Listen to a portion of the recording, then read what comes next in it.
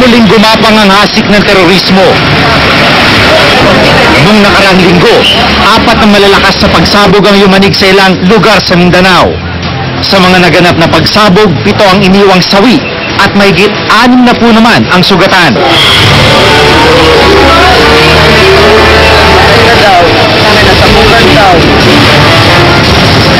Hindi na bagong karanasan ito, pero tila paulit-ulit na nangyayari.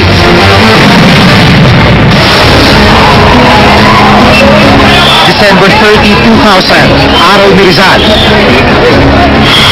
Naganap ang isa sa pinakamalagim na pagsabog sa bansa na kumitil sa buhay ng mahigit 20 katao at iniwang sugatan ang maraming biktima.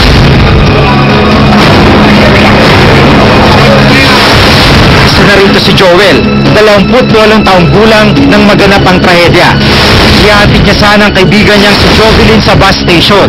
Pauwi kasi ito sa probinsya. Pero hindi na nila narating ang dapat na paroroonan. Nangyari ang hindi inaasahan. Paswerteng nakaligtas si Joel, pero naputol ang kanyang mga paa at sa kanyang katawan, mababakas ang sugat at peklat na iniwan ng pagsabog. Hindi niya inakalang sa araw din yun, tuluyang mamamaalam siya sa kanyang kaibigan. Hindi kasi nakaligtas si Jovelyn sa insidente. Nakikita ko na nauulit sa pangyayari sa akin. Pare, pinakita sa TV, pag-anniversary namin, December, pinapakita nila. Nakikita ko na nagsisisi ko bakit nasakay ako doon sa tren na yun.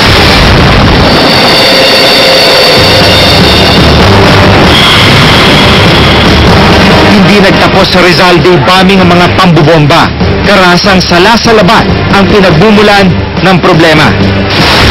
Sa investigasyong ginawa ng pulisya sa Rizal Day bombing, natunto na sa Talisay, Cebu nang galing ang mga materyales na ginamit sa pagpapasabog sa LRT. Ang Talisay City ay isang fishing village. Hindi kaila na may mga mangingisda rito na gumagamit ng pampasabog sa pangingisda. At ang materyales sa paggawa nito ay halos pareho lang sa paggawa ng bombang ginagamit din ng mga gustong magasik ng karahasan, tulad ng ammonium nitrate.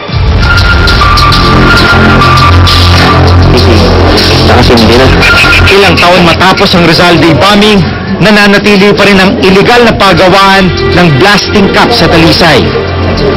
Si Mang Atoy, hindi niya tunay na pangalan, Tubong Talisay. Ordinaryo na sa kanyang paggawa ng blasting caps na ginagamit sa pangingisda. Ito yung trigger device na magpapasabog sa bomba. At ang sangkap sa bomba mismo, madali raw niyang nabibili sa murang halaga. Kaya nga, ang tao na nagamit ito kasi mahirap kasi marami na yung malalaking mangingisda dyan yung commercial fishing. Kung ang mga maliliit na mangingisda tulad ng mga Atoy ay madaling makakuha ng supply para sa mga pampasabog, paano pa kaya may pondong pantustos sa pag-asik ng terorismo? Isa sa maaaring dahilan kung bakit patuloy na nagaganap ang mga pagsabog ay dahil na rin sa madali lang umanong makabili o makakuha ng materyales sa paggawa nito. Paano kasi ang ammonium nitrate ay gamit din na pampataba sa lupa. Bagamat bawal ang mag-import nito, may paggawa naman ito sa bansa. Ang tanging lisensyadong mga negosyante na nagtitinda ng agricultural products ang pwedeng bumili nito. Binibenta walang ID. Ang ibig sabihin nun ay walang mga numbers na pwede mong matrace. Assuming mo na may numbers yung materials na yun, ang pagkuha natin ng kung sino yung bumibili ay napakaburara natin. Minsan tinatanong na natin, anong pangalan mo? Ano yung iyong tirahan? Hindi natin sinecheck tama ba yung sinasabi nitong pangalan niya o tirahan ba talaga nito? Maging dito sa Maynila, madali rin makakuha ng kemikal na gamit sa pampasabog. Si Mang Jose, aminadong dynamite fisherman. Sa Cavite pa raw galing ang supply niya ng ammonium nitrate. At kahit paminsang nasabugan na siya ng mismong bombang ginawa niya, hanggang ngayon, patuloy pa rin ang pagdidinamita niya. Kung mayroon lang akong sapat na puhunan na para magbago ko ng hanapbuhay, magbabago ko ng hanapbuhay, then alam kong delikado to, na hanapbuhay na to eh. Pero ang magawa ko, Ayon sa Republic Act 9516, mahigpit na ipinagbabawal ang paggawa ng bomba tulad ng dinamita at blasting caps. Reclusion perpetua o panghabang buhay na pagkakabilanggo ang parusa sa sinumang mahuhuling gumagawa, gumagamit o nagtatago ng iligal na mga kagamitan sa paggawa nito. Pagkatapos ng 9/11 bombings, ipinasa ang mga panukalang batas laban sa terorismo. Yeah, we have such beautifully crafted laws, no?